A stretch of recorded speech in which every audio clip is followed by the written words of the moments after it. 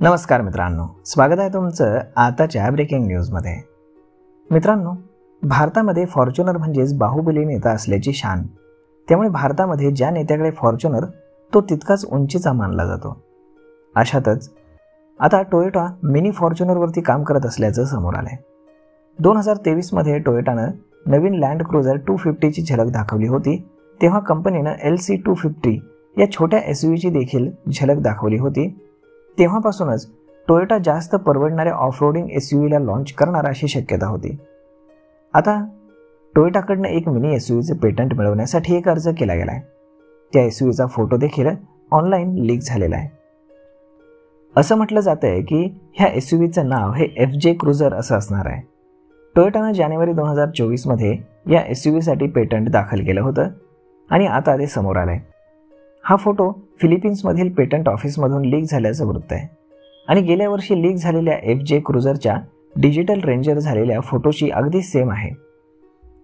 FJ cruiser ही mini Fortuner सारखी दिसते। FJ हे नाव टोयोटासाठी प्रदीर्घ काळापासून प्रतिष्ठित राहिलेलं आहे। लँड क्रुझरच्या अनेक जनरेशनपासून FJ हे नाव देण्यात आले, ज्याची सुरुवात 1955 मध्ये FJ20 पासून झाली होती। FJ नावाचा सर्वात अलीकडील वापर हा 2006 ते 2022 पर्यंत तयार केलेल्या रेट्रो प्रेरित FJ क्रुझरवरती होता।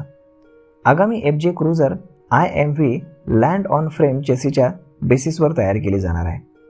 सध्या थायलंड आणि इंडोनेशियामध्ये विकल्या जाणाऱ्या टोयोटा हायलेक्स चॅम्प पिकअपला ही आधार देते।